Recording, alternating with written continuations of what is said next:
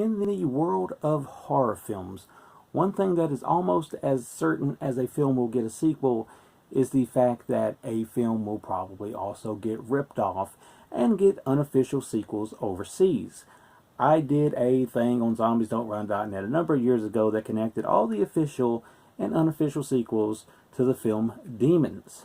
Well, in the same vein that Zombie 2 was connected to Dawn of the Dead, and in the same vein that Evil Dead overseas being titled Las Casas led to a sequel that starred Linda Blair, we're going to deal with perhaps the biggest string of rip-off and unofficial sequels we have ever seen in horror this side of Zombie. And it's not even that good of a movie that spawned these things. I'm talking about Ouija, and I'm going to show you a visual aid to sort of show you how all these rip-off Ouija films connect to those films, even if it's just kind of in name or subject only.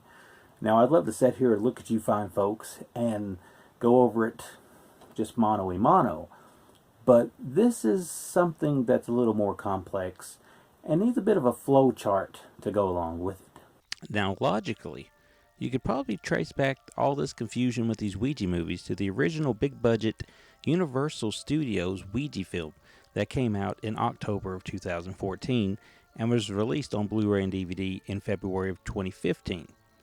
Of course, this is about the movies in theory, not the quality of movies, because if it's about the quality of movies, I'd be forced to admit that this one kinda sucks. This brings us to Ouija Experiment, the first in the now long line of quote-unquote knockoff Ouija films. But the odd thing about this is if you actually look on Amazon and search the date, this movie was released about a year before the actual big-budget Ouija film. It depicts a group of people messing around with the Ouija board that ends up with some trouble they probably wouldn't have had if they didn't do that. The film's okay, nothing special, but maybe we shouldn't really call it a knockoff. That only comes with the sequels. Right before the release of Ouija on DVD and Blu-ray, Ouija Resurrection, aka Ouija Experiment 2, hit the Walmart shelves. Now this film was timed just right to kind of confuse people who were maybe out to purchase the Ouija film.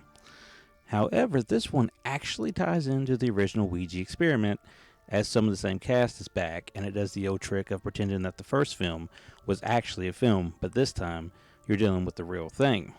Needless to say, it's not very good. By the next time something we want to discuss came out, it was time for the official sequel to the original Universal Ouija, in Ouija Origin of Evil. This film actually was pretty good, but because it was pretty good, led to perhaps the biggest onslaught of Ouija cash-in films that we've seen to date. Behold Ouija 3, The Charlie Challenge, a movie that conveniently hit the shelves of Walmart around the same time that Ouija Origins of Evil hit the shelves, confusing the simple-minded horror folk in the world and making them believe that this movie perhaps connects in with the real Ouija somehow.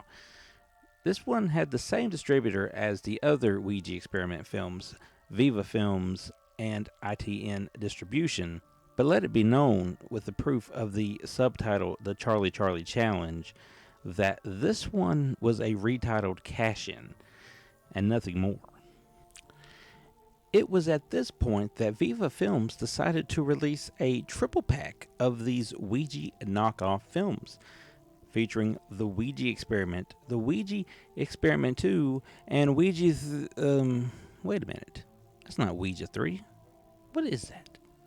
Oh, wait a second. That's the Ouija Summoning? What the heck is the Ouija Summoning? As it would turn out, the Ouija Summoning was actually released from the very, very same distributor as these other Ouija films, and it was released before Ouija 3, so why was Ouija Summoning called Ouija Summoning and not the Ouija Experiment 3? It's quite confusing, and if it's part 3, then why is Ouija 3 the Charlie Challenge Ouija 3 and not Ouija 4? Perhaps if we go overseas to Germany, we can unlock a little bit of mystery on this, as the Ouija Summoning was released there as the Ouija Experiment 4. Wait a minute. 4, does that make Ouija 3, the Charlie Charlie Challenge, Part 3 in Germany? Actually, no. The Ouija Exorcism was listed as the Ouija Experiment 3 in Germany. And where the heck does that film come into play? As it turns out, the Ouija Exorcism was released over here in the States as just the Ouija Exorcism from E1 Films and from Uncorked Entertainment. It kind of combines the whole Ouija thing with the whole exorcism thing, and it's not very good either, but apparently it got lashed into the other ones over in Germany. But then again, it's a lot of weird things that happen over in Germany. As a matter of fact, the Ouija 3 Charlie Charlie Challenge film actually connects with these as part 5 of the Ouija experiment, and you can get them all in a 2-disc set over in Germany, of all places. So these films might be different, but they seem to connect in some weird way, even if that connection doesn't happen here in the States. Of course, while all this was going on, Wild Eye Releasing released the Ouija Possession, which actually, according to all the research I did making this video, doesn't connect to anything in this video besides being guilty of being a cash-in for the original 2 Ouija films. So if you're wondering where the recently released Ouija 4 ties into these films, well, you're not alone. Is it part 4 of the Ouija Experiment 1 and 2 and the Ouija Summoning? Does it follow the Charlie Charlie Challenge? Did they just say F it and toss it on there just for the hell of it to confuse more people and get them to buy it? Or did they simply do it for idiots like me to purchase it and make a video about it? Regardless, it's a dubbed Hong Kong film, which does feature a Ouija board, although it is of the Hong Kong variety. And apparently it has an app involved in it too. It's a film that was originally titled Are You There? And then retitled for the States. I can't really tell you much more about it, because let's be honest, I'll probably never get around to actually watching it. But it does have the same distributors as the Ouija Experiment films, the Charlie Charlie Challenge, and the Summoning here in the States. So, to sum this whole madness up, you've got the original 2 Ouija films that were released from Universal that have absolutely nothing to do with these other films besides being perhaps the source of their rip-off madness, I suppose you could say.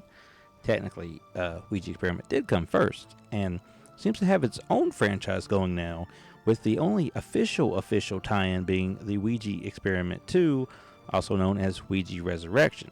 It's loosely connected with Ouija Summoning, which, when combined with the Ouija Exorcism in Germany, also hooks in with Ouija 3, the Charlie Charlie Challenge, and makes one whole big Ouija box set for German DVD buyers. This leaves Ouija 4 to kind of stand alone out in the cold a little bit, and leaves Ouija Possession kind of to itself, with no real connection to anything other than possibly being a cash grab with the original Ouija films. See? And you thought Italy was the only place where this stuff got really confusing.